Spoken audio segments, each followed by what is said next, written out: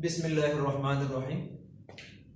Dear students, आज हम colours of complexes के बारे में पढ़ेंगे या ट्रांजिशन मेटल कंपाउंड्स के कलर के बारे में पढ़ेंगे कि हमारे पास मेटल्स हो या फिर मेटल कंपाउंड हो ट्रांजिशन के या कॉम्प्लेक्सेस हो, वो कलर शो करते हैं।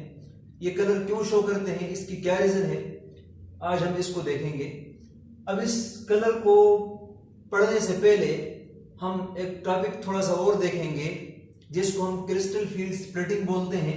उसको समझेंगे, थोड़ा बहुत डिटेल में नहीं जाऊंगा, लेकिन क्योंकि इस कलर को समझाना है तो उस हद तक हम इसको समझने की कोशिश करेंगे। बाकी डिटेल फिर किसी लेक्चर में इंशाल्लाह ताला बताऊंगा। तो कलर्स ऑफ कॉम्प्लेक्सेस, इससे पहले हम देखते हैं क्रिस्टल फील्ड थ्योरी, CFT जिसको हम शॉर्टली बोलते हैं। ठीक है, क्रिस्टल फील्ड थ्योरी। आप लोगों को पता है कि ट्रांजिशन मेटल्स आपके पास, उनके पास d ऑर्बिटल होता है, d in the process of filling होता है, या n-1 d जो है वो in the process of filling होता है, उसको हम क्या बोलते हैं, ट्रांजिशन मेटल बोलते हैं। अब हमने कॉम्प्लेक्स कंपाउंड में पढ़ा है कि कॉम्प्लेक्सेस जब भी हमारे पास बनते हैं तो सेंट्रल मेटल एटम और उसके साथ क्या मिल जाता है, लिगेंड्स मिल जाते हैं। मतलब लिगेंड्स और सेंट्रल मेटल एटम की कॉम्बिनेशन से क्या बनता है, कॉम्प्लेक्सेस बनते हैं या कोऑर्डिनेशन कंपाउंड्स बनते हैं। अब हमारे पास जो सेंट्रल मेटल एटम है ये डी ब्लॉक से होता है, जो ट्रांजिशन मेटल से बिलोंग करता है, और लिगेंड्स क्या होते हैं, जो लोन पेयर डोनेट करते हैं। ये सारी चीजें मैं डिटेल में पढ़ा चुका हूं। ठीक है, तो मतलब कहने का ये हुआ कि सेंट्रल मेटल एटम और लिगेंड्स जब आपस में मिलते हैं तो वो क्या बनाते हैं, कॉम्प्लेक्सेस बनाते हैं या कोऑर्डिनेशन कंपाउंड बनाते हैं। तो हम इससे पहले जानेंगे कि कलर क्यों होता है इसका, हम इस क्रिस्टल फील्ड को थोड़ा समझेंगे, ये एक्चुअली क्या है और क्या फिनोमेना इसमें होता है वो हम देखेंगे। अब आपके पास आमतौर पर ये होता है कि जो आपके पास डी सबशेल है, ठीक है, इसके अंदर 5 ऑर्बिटल्स होते हैं। इसके अंदर कितने ऑर्बिटल्स होते हैं, 5 ऑर्बिटल्स होते हैं। ये आप लोग अच्छी तरह से जानते हो, ठीक है ना। अब वो 5 ऑर्बिटल आपके पास कौन कौन से हैं, वो 5 ऑर्बिटल आपके पास dxy, ठीक है, इसी तरह से आपके पास dyz, और इसी तरह से आपके पास dxz, dzx, और इसी तरह से फिर आपके पास dx स्क्वायर, y स्क्वायर, और फिर लास्ट में आपके पास dz स्क्वायर। ये 5 ऑर्बिटल्स होते हैं, ठीक है ना। डी सब शेल के अंदर कितने ऑर्बिटल होते हैं, 5 ऑर्बिटल्स होते हैं। कौन कौन से होते हैं, dxy, dyz, dzx, dx square, y square और dz स्क्वायर। अगर हम इसको वैसे आमतौर पर बॉक्सेस की फॉर्म में बनाना चाहें तो इस तरह से हम इसको बनाते हैं। 5 ऑर्बिटल हैं इसकी, ठीक है, 1 2 3 4 और 5 ऑर्बिटल है, ठीक है ना। ये आपके पास आ गया dxy, इसी तरह से फिर ये आपके पास आ जाएगा dyz, ठीक है, और ये फिर आपके पास क्या आ जाएगा, dzx, और फिर ये आपके पास dx स्क्वायर, y स्क्वायर, और ये आपके पास आ गया dz स्क्वायर। ये आपके पास 5 ऑर्बिटल है, ठीक है। अब ये सारे के सारे ऑर्बिटल्स, इन सब की एनर्जी क्या होती है, सेम एनर्जी होती है। इनको क्या कहा जाता है, डीजेनरेट ऑर्बिटल्स कहा जाता है, ठीक है। ये सारे के सारे आपके पास क्या है, डीजेनरेट ऑर्बिटल। डीजेनरेट से मुराद ऑर्बिटल्स हैविंग सेम एनर्जी, इनकी एनर्जी क्या होती है, सेम होती है। इस वजह से इसको हम क्या बोलते हैं, डीजेनरेट ऑर्बिटल बोलते हैं। तो आपके पास dxy, dyz, dzx, dx square, y square, और आपके पास dz स्क्वायर, ये सारे के सारे आपके पास क्या हैं, डीजेनरेट ऑर्बिटल्स हैं। अब अगर हम इन ऑर्बिटल की स्ट्रक्चर को देखें तो स्ट्रक्चर इनका किस तरह होता है, ठीक है, इनका हम स्ट्रक्चर्स देखते हैं, स्ट्रक्चर किस तरह के हैं इनके। तो अगर हम देखते हैं, एक्सिस में बना लेता हूं, ये आपके पास x एक्सिस है और ये आपके पास y एक्सिस है, ठीक है। अब आपके पास ये जो आपके पास dxy है, इसका मतलब ये है कि आपके पास जो लोब्स हैं वो x और y के दरमियान में एग्जिस्ट करते हैं। मतलब ये आपके पास x है, ये y है, तो आपके पास डी सबशेल जो है वो डबल डम्बल होता है, तो आपके पास इस तरह से ये लाई करेगा x और y के दरमियान में, x और y के ऊपर नहीं लाई करता बल्कि x और y के दरमियान में लाई करता है, और इसका जो दूसरा लोब है वो इनके दरमियान में लाई करेगा इस तरह से, इस तरह से। तो आपके पास एक लोब ये आ जाएगा और एक लोब आपके पास ये आ जाएगा, ठीक है ना। तो इसको हम क्या बोलेंगे, dx y के लोब ना तो x एक्सिस के ऊपर लाई करता है ना आपके पास y एक्सिस के ऊपर लाई करता है, बल्कि x और y के दरमियान में है। ये आपके पास x प्राइम है तो ये आपके पास y प्राइम होगा, तो आप देखें x और y के दरमियान में लाई करता है, x और y के दरमियान में लाई करता है। तो इस वजह से इसको हम क्या बोलते हैं, dxy बोलते हैं। फिर इसी तरह से आपके पास जो dyz है, तो मैं यहाँ पर जस्ट जो है वो ये चेंज करूंगा, एक्सिस को चेंज करूंगा, बाकी इनकी शेप एक तरह के हैं। जस्ट समझने के लिए आप लोगों ने कंसिडर करना है। अब थोड़ी देर के लिए आप लोग इसको यूं कंसिडर करें कि ये आपके पास क्या है, y एक्सिस है और ये आपके पास क्या है, z एक्सिस है। मैंने जस्ट एक्सिस को चेंज किया, बाकी इसी तरह है।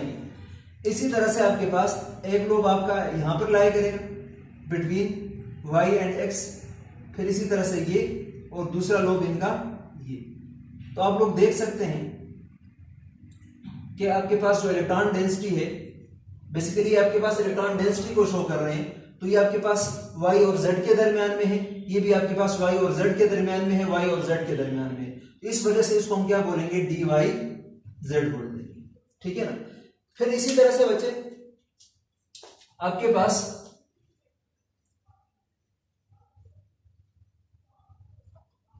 ये है,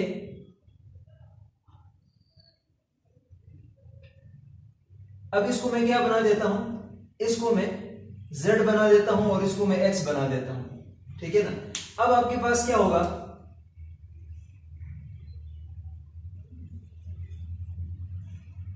ठीक है, ये इलेक्ट्रॉन डेंसिटी इसके दरमियान में, इलेक्ट्रॉन डेंसिटी इसके दरमियान में। अब यहां पर देखें जस्ट एक्सिस चेंज हो गए, ये z एक्सिस है, ये x एक्सिस है, तो z और x के दरमियान में है, तो इस वजह से इसको मैं क्या बोलूंगा, है तो d के अंदर ना, तो dzx बोल दूंगा, ठीक है ना।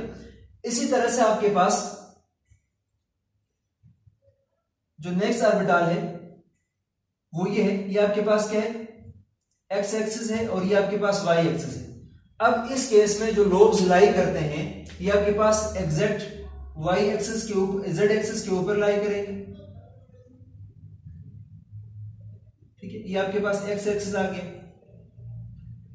और ये आपके पास y एक्सिस आ गया, ठीक है ना। अब इनमें और इनमें क्या डिफरेंस है, इनमें आपके पास एक्सिस के ऊपर लाई करते हैं ये लोब्स, ठीक है। तो इसको मैं बोलूंगा dx स्क्वायर, ठीक है, और इसी तरह से फिर आपके पास y स्क्वायर, ये y के ऊपर लाई करता है। और लास्ट में आपके पास क्या होता है, लास्ट वाला आपके पास z के ऊपर लाई करता है, ठीक है ना। ये आपके पास x एक्सिस है, मान लो ये आपके पास z एक्सिस है, ठीक है ना। तो इसको हम देखते हैं तो ये आपके पास जो लोब्स हैं वो आपके पास एक तो इधर लाई करता है, ठीक है ना, और एक आपके पास ये इलेक्ट्रॉन डेंसिटी है, ठीक है। तो इसको हम क्या बोलते हैं, dz स्क्वायर का नाम देते हैं। तो ये आपके पास शेप्स ऑफ ऑर्बिटल है या स्ट्रक्चर है, dxy, फिर आपके पास dyz, और फिर आपके पास dzx, और फिर आपके पास dx स्क्वायर, y स्क्वायर, और लास्ट में आपके पास क्या है, dz स्क्वायर। ये आपके पास ऑर्बिटल्स हैं। अब ये जो तीन ऑर्बिटल हैं, ठीक है ना, ये आपके पास अगर आप लोग गौर करें, इनमें जो लोब्स हैं आपके पास वो एक्सिस के दरमियान में लाई करते हैं, वो एक्सिस के दरमियान में लाई करते हैं। यहां पर x एक्सिस के ऊपर लाई करते हैं, इधर एक्सिस के ऊपर लाई करते हैं। मतलब इन तीनों में ओरिएंटेशन का डिफरेंस है। इधर बिटवीन द एक्सिस लाई करते हैं, मतलब मैं यहां पर कह सकता हूं कि जो आपके पास लोब्स हैं ऑर्बिटल के, lobes of orbital lies between the axis, ठीक है ना, एक्सिस के दरमियान में लाई करते हैं। इस वजह से इन ऑर्बिटल्स को हम क्या बोल सकते हैं, नॉन एक्सियल ऑर्बिटल भी बोलते हैं, ठीक है ना। इसमें क्या होता है, लोब्स ऑर्बिटल के ऊपर नहीं लाई करते, ऑर्बिटल्स के दरमियान में लाई करते हैं। इस वजह से इनको हम क्या बोलते हैं, नॉन एक्सियल ऑर्बिटल भी बोलते हैं। और इन नॉन एक्सियल ऑर्बिटल को हम रिप्रेजेंट किससे करते हैं, T2g से रिप्रेजेंट करते हैं। इन ऑर्बिटल को हम किससे रिप्रेजेंट करते हैं, T2g से रिप्रेजेंट करेंगे। अभी मैं इस पे बात करूंगा इसका मीनिंग क्या है T2g का। इसी तरह से इन ऑर्बिटल्स को अगर आप लोग देखें तो ये जो आपके पास ऑर्बिटल्स हैं, अगर आप लोग इन पे गौर करें तो ये ऑर्बिटल कहां पे लाई करते हैं? ये ऑर्बिटल लाई करते हैं दीज ऑर्बिटल्स या lobes of these orbitals lies on axis, ये एक्सिस के ऊपर लाई करते हैं। तो इस वजह से इन ऑर्बिटल्स को हम क्या बोल सकते हैं? These are axial orbital. ठीक है ना, ये ऑर्बिटल आपके पास क्या कहलाते हैं? एक्सियल ऑर्बिटल्स कहलाते हैं। और इन ऑर्बिटल को हम रिप्रेजेंट किससे करते हैं? These orbitals are represented by e g, इनको ईजी ऑर्बिटल कहा जाता है। और इनको हमने क्या बोला था? T2G ऑर्बिटल, इनको हम क्या बोलेंगे? ईजी ऑर्बिटल बोलेंगे। ठीक है ना, तो अब आपके पास क्या है? इन सब की एनर्जी वाइज ही सेम है। जब लिगेंड जब तक इसके साथ अटैच नहीं होता है, आइसोलेटेड फॉर्म में जब ये होते हैं, तो इन सब की एनर्जी क्या होती है? सेम होती है। इस वजह से इन ऑर्बिटल्स को हम क्या बोलते हैं? डीजेनरेट ऑर्बिटल बोलते हैं। डीजेनरेट ऑर्बिटल मींस ऐसे ऑर्बिटल जिनकी एनर्जी क्या हो? सेम हो, तो इसको हम क्या बोलेंगे? डीजेनरेट ऑर्बिटल बोलेंगे। क्या बोलेंगे? डीजेनरेट ऑर्बिटल बोलेंगे। अब इनमें क्या है कि इन तीनों केसेस में अगर आप लोग चेक करें तो आपके पास जो लोब्स हैं वो बिटवीन द एक्सिस लाई करते हैं, इस वजह से इनको हमने नॉन एक्सियल ऑर्बिटल कहा। ठीक है, या इसको हम T2G ऑर्बिटल का नाम देते हैं। और इस केस में एक्सिस के ऊपर लाई करते हैं ये लोब्स, इस वजह से हमने इनको एक्सियल ऑर्बिटल कहा, जिसमें आपके पास जो लोब्स ऑफ ऑर्बिटल है वो ऑन द एक्सिस लाई करते हैं, और इसको हमने ईजी ऑर्बिटल का नाम दे दिया। अब यहां पर आपके पास यहां इधर T2G क्यों लिखा, इधर मैंने ईजी क्यों लिखा, इसको थोड़ा देखते हैं। ठीक है ना, इसका मीनिंग क्या है?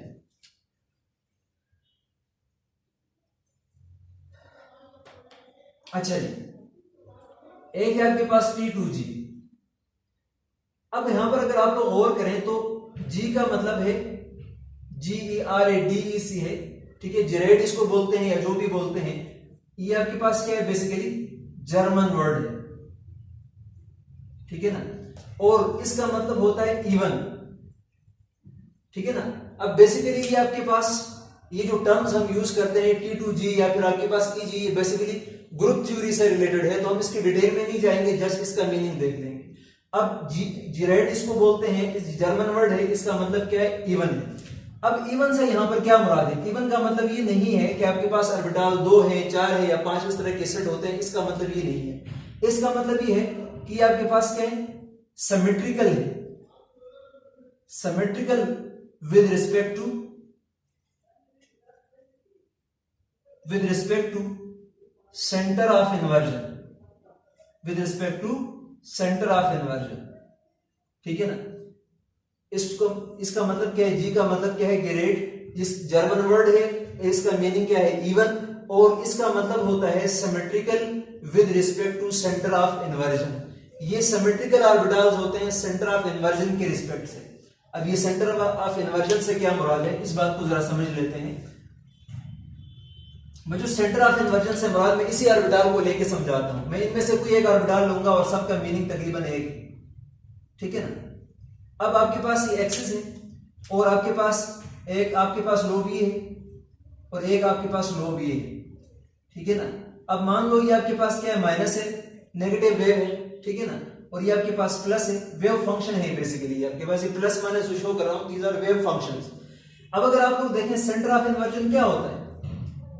सेंटर ऑफ इन्वर्जन से मुराद ये होता है कि ये आपके पास सेंटर है, अब यहां से यहां तक का डिस्टेंस मेजर करें, फिर यहां से यहां तक का डिस्टेंस मेजर करें, तो आप लोग देखेंगे इसको मैं R1 का नाम देता हूं, इसको मैं R2 का नाम देता हूं। यहां से यहां तक और यहां से यहां तक, मतलब सेंटर के दोनों अपोजिट साइड पर आपके पास सेम वेव फंक्शन आ रहा है। ठीक है, सेंटर ऑफ इन्वर्जन से मुराद क्या है कि आप जब किसी स्ट्रक्चर्स के सेंटर को देखते हैं और सेंटर के दोनों अपोजिट साइड पर अगर इक्वल डिस्टेंस है तो हम इसको क्या बोलते हैं? सेंटर ऑफ इन्वर्जन बोलते हैं। तो अगर मेरे पास ये सेंटर है और मैं इस सेंटर से यहां तक डिस्टेंस को मेजर करता हूं जो कि आपके पास R2 है, और मैं यहां इसके अपोजिट साइड तक मेजर करता हूं, यहां पर भी आपके पास क्या है? प्लस है। मतलब अगर मैं इस तरफ जाता हूं तो भी आगे मुझे प्लस मिल रहा है, और अगर मैं इस साइड पर जाता हूं तो भी मुझे आगे क्या मिल रहा है? प्लस मिल रहा है। तो सेंटर के दोनों अपोजिट साइड पर इक्वल डिस्टेंस पर मुझे क्या मिल रहे हैं? सेम ग्रुप मिल रहे हैं, सेम फंक्शन मिल रहे हैं, और इन दोनों का डिस्टेंस भी बराबर है। तो इसको हम बोलते हैं सेंटर ऑफ इन्वर्जन। इसको हम क्या बोलते हैं? सेंटर ऑफ सिमेट्री को बोलते हैं और सेंटर ऑफ इन्वर्जन भी बोलते हैं। तो अगर देखें तो ये सारे जितने भी ऑर्बिटल हैं, इधर अगर आपके पास क्या है, प्लस है, तो इधर भी आपके पास क्या होगा, प्लस होगा। अब यहां से यहां तक जाओ, यहां से यहां तक आओ, तो सेम डिस्टेंस है अपोजिट साइड पर, सेंटर ऑफ इन्वर्जन है, मतलब सेंटर ऑफ इन्वर्जन इसमें पाया जाता है। फिर अगर यहां पर आपके पास माइनस है, यहां पर माइनस है, यहां पर भी माइनस है, तो सेंटर से इधर तक मतलब यहां तक और सेंटर से यहां तक, तो सेंटर से अपोजिट साइड पर दोनों सेम फंक्शन मिल रहे हैं, तो इस वजह से इसको भी हम क्या बोलेंगे, सेंटर ऑफ इन्वर्जन बोलेंगे।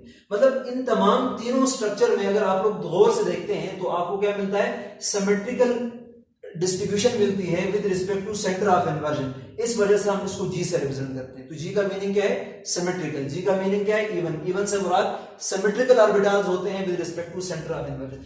सेम इस रिस्पेक्ट में ये भी आपके पास क्या होते हैं, बेसिकली ये भी आपके पास सिमेट्रिकल होते हैं। अब अगर फॉर एग्जांपल यहां पर आपके पास अगर पॉजिटिव वेव फंक्शन है, इधर भी आपके पास पॉजिटिव है, और यहां पर आपके पास माइनस है, यहां पर भी आपके पास नेगेटिव वेव फंक्शन है, तो आप लोग सेंटर से लेकर अगर आप इसका डिस्टेंस यहां तक मेजर करें, यहां तक मेजर करें, तो आप देखेंगे सेंटर के दोनों ऑपोजिट साइड पर सेम वेव फंक्शन है, तो इसका मतलब यहां पर सेंटर ऑफ इन्वर्जन है। फिर यहां से यहां तक देखो, यहां से यहां तक देखो, तो ऑपोजिट साइड पर इक्वल फंक्शंस आ रहे हैं, इसका मतलब यहां पर भी आपके पास क्या, सेंटर ऑफ इन्वर्जन है। फिर सेम इसी तरह से आप लोग यहां पर देखेंगे, अगर मैं इसको प्लस वेव फंक्शन मानता हूं, इसको भी प्लस मानता हूं, तो सेंटर से ऑपोजिट साइड पर देखेंगे तो आपको सेम वेव फंक्शन मिलेंगे, इसका मतलब यहां पर भी सिमेट्रिकल है। तो इसका मतलब ये हुआ कि चाहे ये वाले दो ऑर्बिटल हो या फिर ये वाले दो ऑर्बिटल हो, दोनों सिमेट्रिकल है। इसका मतलब ये है कि हम इसके साथ जी इसके साथ भी लिख सकते हैं और जी हम इनके साथ भी लिख सकते हैं। तो जी से मुराद क्या है, दोनों के साथ हमने लिखा है, दोनों ऑर्बिटल आपके पास सिमेट्रिकल होते हैं। लेकिन अब यहां पर टी से क्या मुराद है और यहां पर ई से क्या मुराद है। अब यहां पर टी से मुराद होता है, टी से मुराद, टी मींस ट्रिपली डीजनरेट, ट्रिपली डीजनरेटेड, ठीक है ना। ये आपके पास क्या है, तीन ऑर्बिटल का सेट है, तो इस वजह से इसको हम ट्रिपली डीजनरेट बोलते हैं। और ई का मतलब क्या होता है, डबली डीजनरेट, ठीक है ना। ये दो ऑर्बिटल का सेट है, इस वजह से इसको डबली डीजनरेट ऑर्बिटल कहा जाता है। मतलब यहां पर आपके पास ई का क्या मतलब है, डबली डीजनरेट, और जी से मुराद आपके पास क्या होता है, इनमें सिमेट्री पाई जाती है with respect to centre of inversion. फिर यहां पर आपके पास क्या है, एक दो तीन ऑर्बिटल का सेट है, तो तीनों की एनर्जी भी सेम है, तो इसको हम ट्रिपली डीजनरेट बोलते हैं। स्पेशली हम क्रिस्टल फील्ड स्प्लिटिंग की अभी हम बात करेंगे, तो इसमें हम इसको देखेंगे। तो ये T2G आएगा, जी का मतलब इसमें भी सेंटर ऑफ इन्वर्जन पाया जाता है। तो ये हमने इस ऑर्बिटल के स्ट्रक्चर्स को देखा, और यहाँ पर T2G का मतलब क्या था और EG का मतलब क्या था, इनको हमने डिटेल में देख लिया। अब हम आते हैं क्रिस्टल फील्ड स्प्लिटिंग की तरफ। क्रिस्टल फील्ड थ्योरी हम पढ़ेंगे, फिर इसका मीनिंग क्या है, कलर्स कैसे बनते हैं, इन तमाम चीजों को हमने देखना है। तो स्ट्रक्चर को आप लोगों ने अपने जहन में रखना है कि इनके क्या क्या स्ट्रक्चर है और नाम किस रिस्पेक्ट में इनको दिया गया है, ये तमाम चीजें आप लोग याद रखेंगे। अच्छा जी, अब मैंने आपको पहले कहा है कि जब आपके पास सेंट्रल मेटल एटम के साथ लिगेंड अटैच नहीं होता, तो उस केस में जो डी ऑर्बिटल है वो आपके पास डी जनरेट होता है। मतलब सारे ऑर्बिटल की एनर्जी क्या होती है, सेम होती है, तो इसको हम बोलते हैं डी जनरेट ऑर्बिटल्स। बट जब हम कॉम्प्लेक्सेस की बात करते हैं, तो मैंने अभी आपको कहा था कि यहां पर आपको सेंट्रल मेटल एटम मिलता है प्लस आपको लिगेंड्स मिलते हैं। मतलब लिगेंड्स और सेंट्रल मेटल एटम की कॉम्बिनेशन से आपको कोऑर्डिनेशन कंपाउंड मिलते हैं या कॉम्प्लेक्सेस मिलते हैं। अब मैं ये बात करता हूं यहां पर क्रिस्टल फील्ड थ्योरी CFT, ठीक है ना। तो अब यहां पर आपके पास when there is no ligand attached with the central metal atom, CMA का शॉर्ट मतलब क्या है, central metal atom. when there is no ligand attached with central metal atom, the d orbitals are degenerate, ठीक है। तो फिर आपके पास जो डी ऑर्बिटल है वो क्या होगा, डीजेनरेट होगा। डीजेनरेट से मुराद हैविंग सेम एनर्जी, इनकी एनर्जी क्या होगी, सेम होगी, ठीक है ना। तो मैं यहां पर डायग्राम जरा ड्रा करके बता देता हूं। लेट सपोज कि आपके पास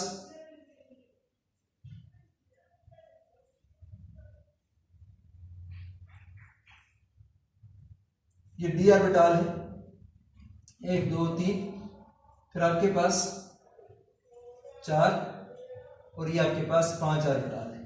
ठीक है ना।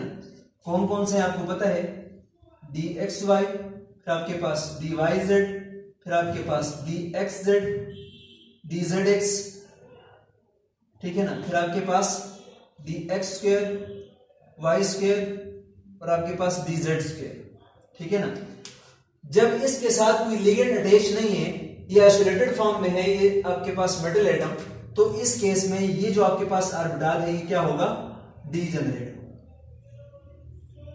ठीक है ना, ये क्या होगा आपके पास, डीजेनरेट ऑर्बिटल।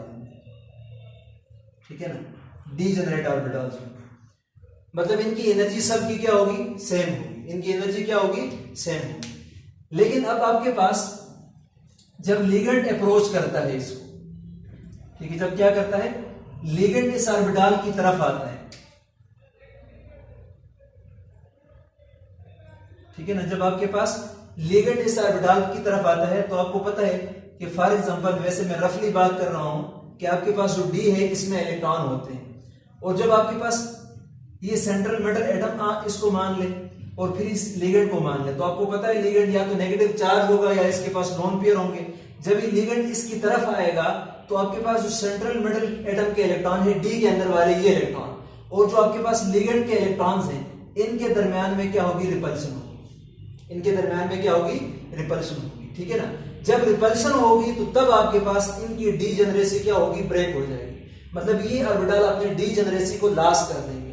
तो before approaching the ligand towards the central metal atom, इनकी जो डी सबशेल है, इनके जितने भी ऑर्बिटल है, इन सब की एनर्जी सेम होती है, लिहाजा इनको हम डीजेनरेट ऑर्बिटल बोल देते हैं। लेकिन जब लिगेंड इस डी ऑर्बिटल की तरफ अप्रोच करता है तो जितना क्लोज आता जाएगा, इनके दरमियान में जो सेंट्रल मेटल एटम का डी सबशेल है, इसमें पाए जाने वाले इलेक्ट्रॉन और आपके पास जो लिगेंड है उसके पास जो लोन पेयर है या नेगेटिव चार्ज होंगे या जो इलेक्ट्रॉन होंगे, इनके दरमियान में रिपल्शन होगी।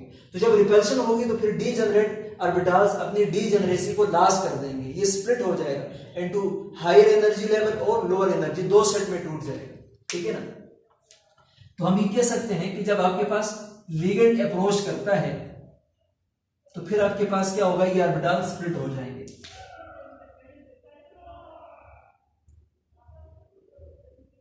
ठीक है ना। ठीक है, मैं रफली बता रहा हूं यहां पर आपको,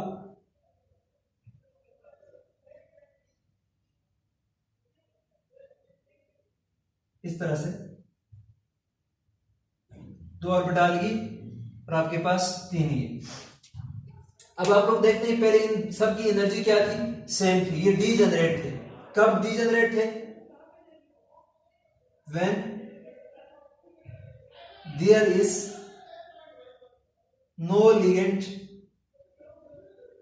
attached with central metal atom, तो तब आप लोग देखते हैं इनके जितने भी ऑर्बिटल हैं ये इक्वल एनर्जी के हैं, ये डीजेनरेट है। लेकिन जब आपके पास लिगेंड ने इसको अप्रोच कर लिया तो फिर इनकी डीजेनरेसी ब्रेक हो गई और ये दो सेट्स के अंदर डिवाइड हो गया। ठीक है ना। इसको हमने बोला, ठीक है, T2G। ठीक है, इनकी एनर्जी क्या है, लो एनर्जी है। ठीक है, वैसे इनकी एनर्जी हाई हो सकती है, ये हाई जा सकते हैं, तो वो केस है, हम इसको देखेंगे। ठीक है ना। और इसी तरह से फिर इसको हम क्या बोलते हैं, ये ऑर्बिटल कौन से हैं आपके पास, Eg वाले ऑर्बिटल है। तो 2 सेट ये आ गए ऑर्बिटल के, 3 सेट ये आ गए, तो 5 ऑर्बिटल थे, इसके 2 सेट बन जाते हैं, 3 लोअर एनर्जी के हो गए और आपके पास 2 हाई एनर्जी के हो गए। अब ऐसा क्यों हुआ, अब ऐसा भी तो हो सकता था कि ये आपके पास ऊपर चला जाता है, Eg वाला नीचे आता, तो बिल्कुल ऐसा हो सकता है। तो यहां पर हम देखते हैं तो आपके पास कॉम्प्लेक्सेस की जब हम बात करते हैं तो ये 2 टाइप के होते हैं। एक होता है आपके पास टेट्राहेड्रल कॉम्प्लेक्स, टेट्राहेड्रल कॉम्प्लेक्सेस, और दूसरे आपके पास क्या होते हैं, ऑक्टाहेड्रल कॉम्प्लेक्सेस। ठीक है ना। तो आपके पास क्या होगा, ऑक्टाहेड्रल कॉम्प्लेक्सेस की केस में ये वाली स्प्लिटिंग होगी। ऑक्टाहेड्रल कॉम्प्लेक्स की केस में क्या होगा, T2G वाले क्या होंगे, लोअर एनर्जी के होंगे, और आपके पास जो दूसरे वाले हैं Eg वाले, ये हाई एनर्जी के होंगे। ठीक है ना। In case of octahedral complexes ये जो स्प्लिटिंग होगी आपके पास, T2G आपके पास लोअर एनर्जी का होगा और Eg वाला हाई एनर्जी का होगा। अब ऐसा क्यों होता है, हम देखेंगे in case of octahedral complexes, मैं यहां पर लिख लेता हूं, in case of octahedral complexes, ठीक है ना, ऑक्टाहेड्रल कॉम्प्लेक्सेस की केस में the ligands approaches along the axis, ठीक है ना, जो एक्सिस है उस एक्सिस की तरफ से क्या करता है, अप्रोच करता है। तो क्या होगा, so there is more repulsion between the ligands and the axial orbitals,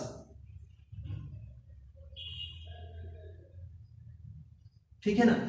जब आपके पास लिगेंड अप्रोच करेगा अलोंग द एक्सिस, मैंने कहा था ना कि आपके पास ये ऑर्बिटल कैसे ऑर्बिटल होते हैं जिसमें आपके पास जो लोब्स हैं वो अलोंग द एक्सिस लाई करते हैं। तो अगर आपके पास लिगेंड जो है वो इधर एक्स, इस एक्स की डायरेक्शन में या फिर आपके पास वाई की डायरेक्शन से अप्रोच करता है, तो ये आपके पास क्या होता है, जिस उस साइड से आता है, जिस साइड से आपके पास जो एक्सिस के ऊपर लाई करने वाले ऑर्बिटल है उस साइड से अप्रोच करता है।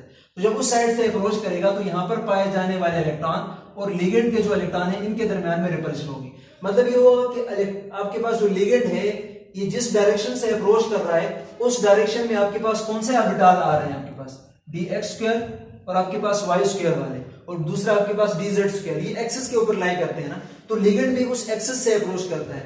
तो जब लिगेंड उस एक्सिस से अप्रोच करेगा तो ये लिगेंड और ये वाले ऑर्बिटल आमने सामने आएंगे। बिल्कुल जब आमने सामने आएंगे तो इनके दरमियान में ज्यादा रिपल्शन होगी। तो याद रखना, जितनी ज्यादा रिपल्शन होगी, मतलब रिपल्शन जितनी ज्यादा होगी उतनी आपके पास एनर्जी इन ऑर्बिटल की क्या होगी, इंक्रीज हो जाएगी। एनर्जी क्या हो जाएगी, इंक्रीज, मतलब रिपल्शन बढ़ जाएगी, एनर्जी भी बढ़ जाएगी। तो इसलिए रिपल्शन इन दो ऑर्बिटल के दरमियान में ज्यादा हो रही है, तो ये वाले जो ऑर्बिटल है जो एक्सिस पे लाई करने वाले ऑर्बिटल है उनकी एनर्जी ज्यादा हो जाएगी। तो इस केस में अगर आप लोग देखें Eg वाले कौन से ऑर्बिटल थे, मतलब dx² y² और आपके पास dz² वाले ऑर्बिटल है ना, जो कि एक्सिस के ऊपर लाई करते हैं। तो लिगेंड भी कहां से अप्रोच कर रहा है, एक्सिस की तरफ से अप्रोच कर रहा है। तो इन ऑर्बिटल्स में और लिगेंड में रिपल्शन ज्यादा होगी तो इसकी एनर्जी ज्यादा हो जाएगी, इसकी एनर्जी क्या होगी, ज्यादा होगी। और दूसरे ऑर्बिटल कहां पे लाई करते थे, दूसरे ऑर्बिटल तो बिटवीन द एक्सिस लाई करते हैं। अब लिगेंड आपके पास अप्रोच यहां से कर रहा है तो इधर एक्सिस वाले ऑर्बिटल उसके सामने आ रहे हैं और ये वाले ऑर्बिटल क्या थोड़े साइड पर हैं, तो लिहाजा इनके दरमियान में रिपल्शन कम होती है। जब रिपल्शन कम होगी तो इनकी एनर्जी भी क्या होगी, कम होगी। तो इसलिए ये वाले ऑर्बिटल जो कि आपके पास dxy है, dyz है और आपके पास dzx है, इन तीनों की एनर्जी इस ऑर्बिटल के कंपैरिजन में क्या होगी, कम होगी। क्यों, क्योंकि ये डायरेक्ट लिगेंड के सामने नहीं आ रहे, उनके साथ रिपल्शन लिगेंड्स की कम होती है, लेकिन इनके साथ रिपल्शन ज्यादा होने की वजह से इनकी एनर्जी भी क्या हो जाती है, ज्यादा होती है। तो इसलिए जब ऑर्बिटल स्प्लिट होंगे तो इनके दरमियान में क्या डेवलप होगी, एनर्जी गैप डेवलप होगी। तो इसको हम डेल से रिप्रेजेंट करेंगे, ठीक है ना। और चूंकि ये लिगेंड किस केस में बन रहा, ये कौन सा केस था, in case of octahedral complexes में ये काम हो रहा है, तो लिहाजा इस एनर्जी के साथ हम थोड़ा सा क्या लिखेंगे, ओ लिखेंगे, छोटा सा ओ लिखेंगे, ठीक है। मतलब energy difference between these two set of orbital in case of octahedral complex. तो ये एनर्जी को रिप्रेजेंट कर रहा है, ये ओ जो है वो ऑक्टाहेड्रल कॉम्प्लेक्स को रिप्रेजेंट कर रहा है, ठीक है ना। अब ये जो स्प्लिटिंग हो रही है इनके दरमियान में, इस स्प्लिटिंग को हम क्या बोलेंगे, क्रिस्टल फील्ड स्प्लिटिंग का नाम देंगे, CFS, मतलब क्रिस्टल फील्ड स्प्लिटिंग। और इनके दरमियान में ये जो एनर्जी है ना, इस एनर्जी को हम क्या बोलेंगे, क्रिस्टल फील्ड स्प्लिटिंग एनर्जी का नाम देंगे। क्या नाम देंगे, क्रिस्टल फील्ड स्प्लिटिंग एनर्जी का नाम देंगे, ठीक है। अब जरा और करना, ये जो आपके पास, अगर आपके पास यहां पर इलेक्ट्रॉन्स हैं लेकिन पार्शियली फिल्ड होना चाहिए, इस केस पे हम बात करेंगे। तो अगर हम इसके ऊपर लाइट को फॉल कराएंगे और ये लाइट आपके पास किस रेंज में होगी, विजिबल रेंज में होगी, ठीक है ना। तो विजिबल लाइट में 7 कलर होते हैं, तो अगर हम इसके ऊपर फॉल करवाएंगे तो क्या होगा, ये वाले जो आपके पास इलेक्ट्रॉन है T2G के अंदर, ये एनर्जी को एब्जॉर्ब करेंगे और ये इलेक्ट्रॉन लोअर एनर्जी से किधर शिफ्ट हो जाएंगे, हायर एनर्जी में शिफ्ट हो जाएगा, ठीक है ना। कहां पर शिफ्ट हो जाएगा, हाई एनर्जी में शिफ्ट हो जाएगा। अब आपको पता है जब यही इलेक्ट्रॉन आपके पास वापस आ जाए नीचे तो क्या करता है, जितनी एनर्जी इसने अब्जॉर्ब की थी उतनी एनर्जी क्या कर देता है, रिलीज भी कर देता है।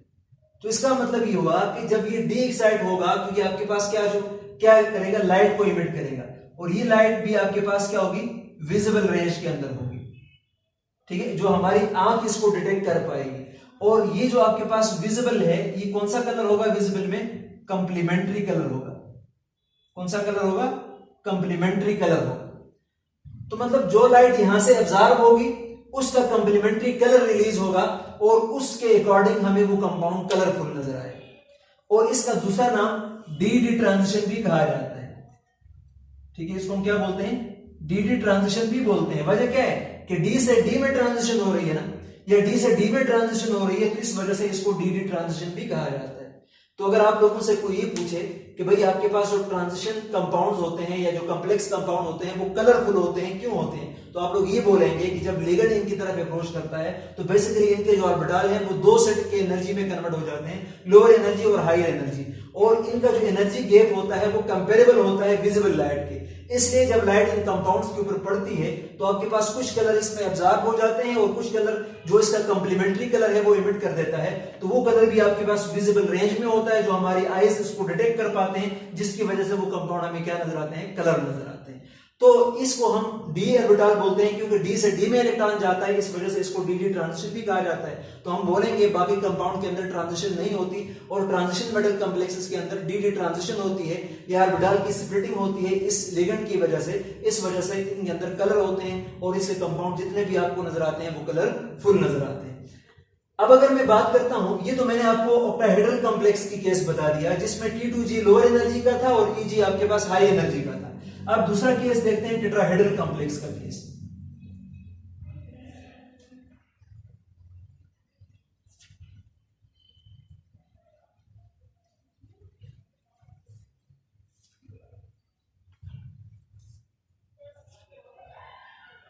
तो कॉम्प्लेक्सेस मैंने आपको बताया था दो किस्म के होते हैं, कौन कौन से होते हैं, ऑक्टाहेड्रल, ठीक है, कॉम्प्लेक्सेस जो अभी हमने बात की कि वो किस तरह से स्प्लिट करता है, और दूसरा आपके पास क्या है, टेट्राहेड्रल कॉम्प्लेक्सेस, ठीक है, टेट्राहेड्रल कॉम्प्लेक्सेस और ऑक्टाहेड्रल कॉम्प्लेक्सेस। अब हम बात करेंगे ऑक्टाहेड्रल कॉम्प्लेक्सेस की केस का। तो in case of tetrahedral complexes the ligand approaches between the axes, ठीक है। अब यहां पर आपके पास लिगेंड कहां से अप्रोच करेगा, along the axis नहीं करेगा बल्कि between the axes अप्रोच करेगा, ठीक है ना। तो क्या होगा, so there will be more repulsion between the ligands के दरम्यान में एंड किसके दरम्यान में, and non axial orbitals, ligand और नॉन एक्सियल ऑर्बिटल के दरम्यान में क्या होगी, रिपल्शन। अब नॉन एक्सियल ऑर्बिटल से मुराद क्या है, EG वाले ऑर्बिटल। ये इनका 3 सेट होता था जो कि आपके पास बिटवीन द एक्सिस लाई करने वाले ऑर्बिटल थे, पहले वाले 3 ऑर्बिटल, ठीक है। तो अब आपके पास क्या होगा, मैं यहां पर समझा देता हूं एक एग्जांपल लेकर। ये आपके पास ऑर्बिटल के लोब्स हैं, ठीक है ना। अब पहले लिगेंड ने कहां से अप्रोच किया था, ऑक्टाहेड्रल की केस में लिगेंड ने अलोंग द एक्सिस अप्रोच किया था, लेकिन अब यहां से अप्रोच नहीं करेगा बल्कि अब यहां से अप्रोच करेगा बिटवीन द एक्सिस। ये लिगेंड है आपके पास, अब ये लिगेंड आपके पास कहां से अप्रोच कर रहा है, ये आपके पास अगर एक्स एक्सिस है, ये आपके पास वाई एक्सिस है, तो बिटवीन द एक्सिस अप्रोच कर रहा है और इन ऑर्बिटल की लोकेशन भी किधर है, बिटवीन द एक्सिस है। अब आपके पास जो नॉन एक्सियल ऑर्बिटल के लोब्स हैं या नॉन एक्सियल ऑर्बिटल और लिगेंड के दरमियान में क्या होगी, रिपल्शन होगी, और एक्सिस वाले ऑर्बिटल तो जरा साइड पे होंगे। तो अब इस केस में रिपल्शन ज्यादा होगी जो नॉन एक्सियल ऑर्बिटल है उनके दरमियान में और लिगेंड के दरमियान में। तो जिनके दरमियान में रिपल्शन ज्यादा होगी उसी की एनर्जी बढ़ेगी ना। तो जैसे अगर मैं ये कहूं कि आपके पास फॉर एग्जांपल ये आपके पास डी सबसेट है, 1 2 3 4, 1 2 3 4 और 5 ऑर्बिटल हैं। अब ये सारे के सारे क्या है आपके पास, डीजनरेट। ये डीजनरेट क्यों है? क्योंकि अभी लिगेंड जो है वो इसके पास नहीं आया, लिगेंड ने अप्रोच नहीं किया, लिगेंड ने इसके साथ बॉन्ड नहीं बनाया, ठीक है ना। लेकिन अब अगर आपके पास लिगेंड अप्रोच करता है, ठीक है, लिगेंड क्या करता है, अगर अप्रोच करता है तो फिर क्या होगा, इनकी डीजनरेसी टूट जाएगी। लेकिन इस बार आपके पास डीजनरेसी कुछ और तरह से टूट जाएगी। अब इस केस में आपके पास क्या होंगे, जो 3 ऑर्बिटल्स हैं वो T2G वाले वो ऊपर होंगे, और आपके पास जो EG वाले ऑर्बिटल हैं, ठीक है, 2 आपके पास सेट जो है वो EG के हैं ना, वो आपके पास लो एनर्जी के होंगे, और आपके पास जो T2G हैं वो हाई एनर्जी के होंगे, ठीक है ना। तो पहले का बिल्कुल रिवर्स हो गया, पहले ये 3 नीचे थे, ये 2 ऊपर थे, ठीक है। तो अब इनके दरमियान में भी आपके पास एनर्जी गैप क्रिएट हो गई है, जिसको हम डेल से रिप्रेजेंट करेंगे। लेकिन चूंकि ये टेट्राहेड्रल कॉम्प्लेक्स का केस है तो साथ में छोटा सा क्या लिखेंगे, T लिखेंगे, ठीक है ना। अब इनके दरमियान में जो एनर्जी गैप है इसको हम क्रिस्टल फील्ड एनर्जी बोलेंगे, और यहां पर ही जो आपके पास स्प्लिटिंग है इस प्रोसेस को हम क्या बोलेंगे, क्रिस्टल फील्ड स्प्लिटिंग का नाम देंगे। लेकिन एक बात का ख्याल रखना, ये तो गैप मैंने इस केस में ज्यादा दिखाया है, लेकिन एक्चुअल में ऑक्टाहेड्रल कॉम्प्लेक्स की केस में ये गैप ज्यादा होता है, लेकिन टेट्राहेड्रल कॉम्प्लेक्स की केस में ये गैप कम होता है। अब अगर आपके पास यहाँ पर इलेक्ट्रॉन प्रेजेंट है तो ये इलेक्ट्रॉन क्या करेंगे, यहाँ से लाइट को एब्जॉर्ब करेंगे विजिबल रेंज में, और आपके पास एक्साइट होकर यहाँ चले जाएंगे, ठीक है ना। जब यहां चले जाएंगे तो फिर आपके पास वापस डी एक्साइटेशन भी तो शो करेगा, और उस दौरान ये एनर्जी रिलीज करेगा, और एनर्जी क्या करेगा, ये भी विजिबल रेंज में रिलीज करेगा, और इस वजह से हमें क्या नजर आएगा, कलरफुल नजर आएगा। हमें क्या नजर आएगा, कलरफुल नजर आएगा। तो चाहे आपके पास टेट्राहेड्रल कॉम्प्लेक्स की केस हो या फिर आपके पास टेट्राहेड्रल कॉम्प्लेक्स का केस हो, ये वाला केस कौन सा है, टेट्राहेड्रल वाला केस है। तो दोनों केसेस में एनर्जी गैप क्रिएट होती है, और ये लाइट को एब्जॉर्ब करके एक्साइट होते हैं। डी एक्साइटेशन के दौरान ये लाइट को इमिट करते हैं, और लाइट को किस रेंज में इमिट करते हैं, जो कलर यहां पर एब्जॉर्ब होगा उस कलर को छोड़कर बाकी इसका कंप्लीमेंट्री कलर रिलीज होगा, और कंपाउंड हमें उस तरह से दिखेगा। अभी कंप्लीमेंट्री कलर से क्या मुराद है, उसको थोड़ा सा समझने की कोशिश करते हैं। फॉर एग्जाम्पल,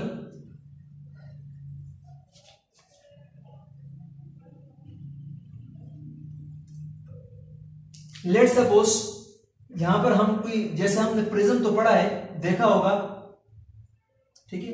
अब अगर हम इस प्रिज्म के ऊपर व्हाइट लाइट को फॉल करवाते हैं, प्रिज्म चूंकि डिस्पर्सिंग डिवाइस है तो ये क्या करेगा, इस लाइट के अंदर तो बहुत सारे कलर्स हैं ना, ठीक है ना। मान लो कि आपके पास ये वाला जो कलर है ये ब्लू है, ठीक है ना, तो ये स्प्लिट होगा अलग अलग कलर्स के अंदर, ठीक है। तो इसका हमें पता है ना कि आपके पास जो व्हाइट कलर है उसके अंदर बहुत सारे कलर्स होते हैं। अब अगर हम क्या करते हैं, ये वाली जो लाइट है इसको उठाकर हम इस कंपाउंड में से पास करते हैं। तो फॉर एग्जांपल हमारे पास ये कलर्स थे, मैंने इस कंपाउंड में से पास किया जिसमें ये डी ऑर्बिटल प्रेजेंट है, ठीक है ना। मान लो कि इसमें एक कलर आपके पास ब्लू भी था, ठीक है, सारे कलर मैंने नहीं ड्रा किए। अब इनके दरमियान में ये जो एनर्जी गैप है, मान लो कि ये एनर्जी गैप, ये वाली जो एनर्जी है और ये जो ब्लू लाइट की एनर्जी है ये सेम है, तो इसलिए ये क्या करेगा, ये इलेक्ट्रॉन ब्लू लाइट को एब्जॉर्ब करेगा, और एब्जॉर्ब करके आपके पास एक्साइट होके लोअर ऑर्बिट से या लोअर से किधर हो जाएगा, हायर ऑर्बिट में ट्रांसफर हो जाएगा, ठीक है ना। अब जब इसी कलर को इमिट कर देगा तो बाकी सारे कलर क्या होंगे आपके पास, इमिट होंगे, बाकी सारे कलर क्या होंगे, इमिट होंगे। तो यहां पर ब्लू है ना, तो ब्लू एब्जॉर्ब हो जाएगा, बाकी आपके पास सारे क्या होंगे, रिलीज होंगे, ठीक है ना। अब ये 4 कलर थे हमारे पास टोटल, इसमें से ब्लू एब्जॉर्ब हो गया और ये 3 रह गए। अब ये जो कलर होगा इसको हम क्या बोलेंगे, कंप्लीमेंट्री कलर बोलेंगे, और ये भी आपके पास विजिबल रीजन में होता है इसलिए हमें दिखता है, ठीक है ना। अब हमें कैसे पता है कि एब्जॉर्ब कौन सी लाइट को करे और निकलता कौन सा कंप्लीमेंट्री है, तो इसके लिए छोटा सा एक चार्ट है, इसको याद रखिए। फॉर एग्जांपल आपके पास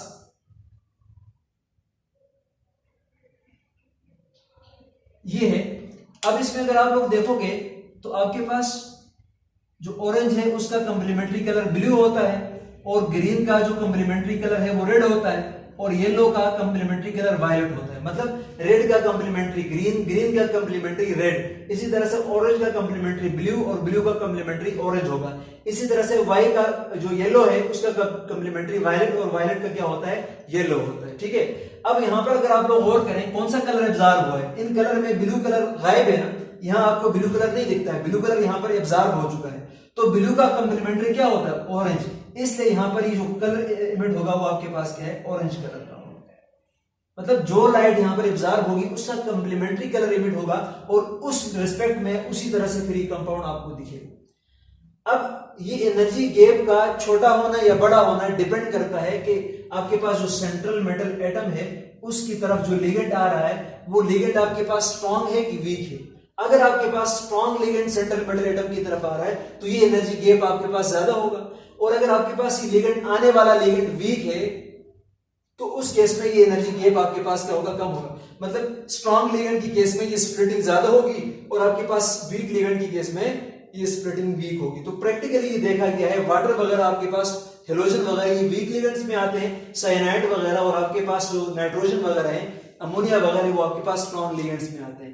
तो इस वजह से दो पैटर्न की स्प्लिटिंग होती है, एक केस में ये नीचे होते हैं, ये वाले ऊपर होते हैं ऑक्टाहेड्रल की केस में, तो टेट्राहेड्रल की केस में T2G वाले ऊपर और EG वाले नीचे, दोनों केसेस में गैप क्रिएट होता है, इलेक्ट्रॉन की एक्साइटेशन यहां से यहां होती है और वापस डी एक्साइटेशन के दौरान एक कंप्लीमेंट्री कलर को इमिट करता है, तो इस वजह से ये आपको कलर नजर आएगा। लेकिन एक बात याद रखना, अगर आपके पास ये वाले ऑर्बिटल एम्प्टी है, इधर कोई इलेक्ट्रॉन नहीं है, ठीक है ना, in case of empty D orbital, तो दो केसेस आप लोग याद रखना, अगर डी आपके पास एम्प्टी है, डी में कोई इलेक्ट्रॉन नहीं है, या फिर आपके पास डी जो है वो फुल है, डी आपके पास क्या है, फुल है, ठीक है ना, 10 इलेक्ट्रॉन इसमें, तो जाहिर बात है ये दोनों भी फुल होंगे, ये सारे फुल होंगे, तो इलेक्ट्रॉन किधर जाएगा, बाकी इलेक्ट्रॉन जाने की तो जगह ही नहीं है। तो आपके पास डी खाली हो, एम्प्टी हो, या फिर आपके पास डी फुल हो, उस केस में चाहे आप जो भी करें कोई कलर नहीं होगा, नो कलर,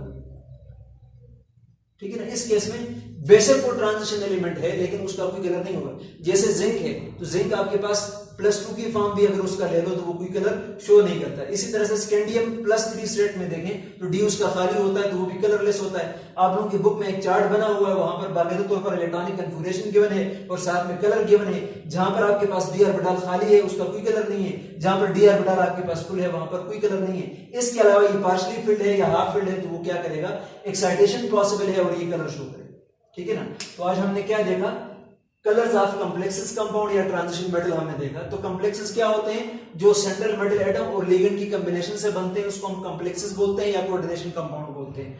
अब हमारे पास जो डी ब्लॉक के एलिमेंट्स हैं वो या जो कंपाउंड है ट्रांजिशन मेटल के, वो कलर शो करते हैं। क्यों कलर शो करते हैं, क्योंकि इनके अंदर डी ऑर्बिटल होता है और डी ऑर्बिटल आपके पास क्या होता है, डी जनरेट होता है। लेकिन जब लिगेंड अप्रोच करता है तो ये इसकी जो डी जनरेसी है वो ब्रेक हो जाती है, ये दो सेट ऑफ एनर्जी ऑर्बिटल के अंदर कन्वर्ट हो जाता है, लोअर एनर्जी ऑर्बिटल और हायर एनर्जी ऑर्बिटल, और इनके दरमियान में जो एनर्जी गैप है वो कंपेरेबल होती है टू द विजिबल लाइट। जब लाइट इस पे ऊपर हम फॉल करते हैं तो इनमें से कुछ लाइट एब्जॉर्ब होती है और बाकी लाइट इमिट होती है। तो जो लाइट एब्जॉर्ब होती है और जो लाइट इमिट होती है तो एब्जॉर्ब होने वाली जो लाइट है उसका कंप्लीमेंट्री कलर ही इमिट कर देता है और उसी तरह से वो कंपाउंड हमें क्या नजर आता है, कलरफुल नजर आता है। इससे पहले हमने ऑर्बिटल के शेप्स देखे, ठीक है। आपके पास डी के अंदर 5 ऑर्बिटल होते हैं और उनमें से 3 सेट को हम क्या बोलते हैं, T2G बोलते हैं, और 2 सेट्स को हम क्या बोलते हैं, EG बोलते हैं। ये आपके पास सारे ऑर्बिटल थे। तो इसी के साथ मैं इसको खत्म कर देता हूं और इस कंपाउंड के जितने भी एग्जांपल टेबल में गिवन है आप उस कंपाउंड की इलेक्ट्रॉनिक कॉन्फ़िगरेशन लिखोगे और साथ में रीजन बताओगे कि ये कलरफुल क्यों है और ये कलरलेस क्यों है, इसका रीजन बताएंगे। Thank you very much.